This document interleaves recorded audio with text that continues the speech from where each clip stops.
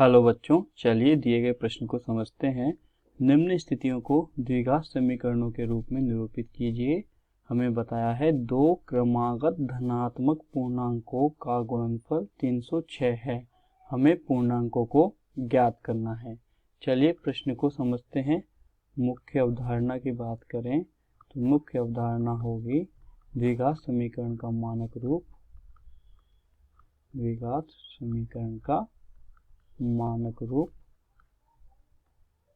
क्या होता है? ax का वर्ग प्लस bx प्लस c बराबर 0, जहां पर a का मान 0 नहीं होता है।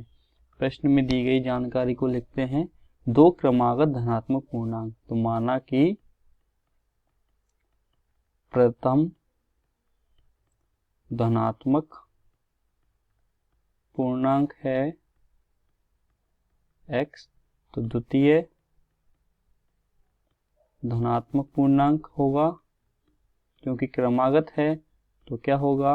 x plus 1। प्रश्नानुसार हम क्या लिख सकते हैं? प्रश्नानुसार हम लिख सकते हैं दो क्रमागत धनात्मक पूर्णांकों का गुणनफल अर्थात x प्लस 1 का गुणनफल का मान कितना है? 306। चलिए हम हल करते हैं। एक्स स्क्वायर प्लस एक्स बराबर 306, तो हमें समीकरण प्राप्त होगा x square plus x minus 306 बराबर 0। चूंकि यह एक समीकरण नंबर 1 देते हैं। समीकरण 1 द्विघात समीकरण है, क्योंकि चर x की अधिकतम घात 2 है। आगे प्रश्न को हल करते हैं। पूर्णांक ज्ञात करने के लिए समीकरण 1 को हल करेंगे हम गुणनखंड विधि के द्वारा, जिसके अंदर हम x को ऐसे दो भागों का योगफल लिखेंगे जिनका गुणनफल माइनस का 306 आए। तो चलिए हम देखें क्या लिख सकते हैं।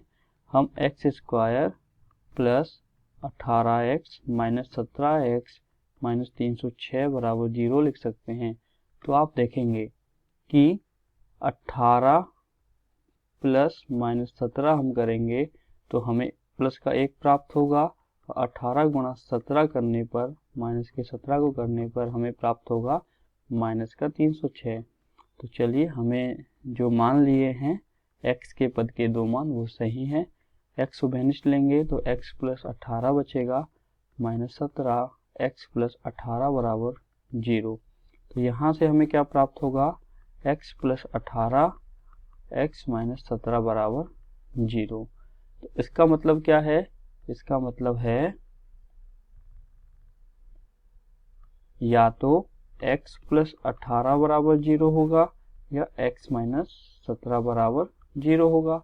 इसको हम हल करेंगे तो x बराबर आएगा माइनस का 18, इसको हल करने पर आएगा x बराबर 17। चूंकि प्रश्न में बात की गई है धनात्मक पूर्णांकों की, तो यह मान तो ऋणात्मक मान है,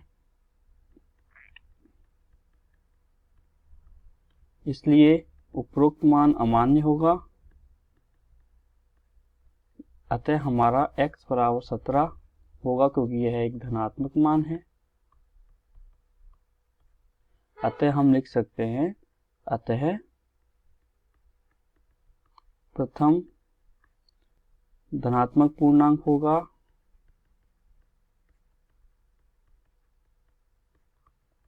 17, द्वितीय क्रमागत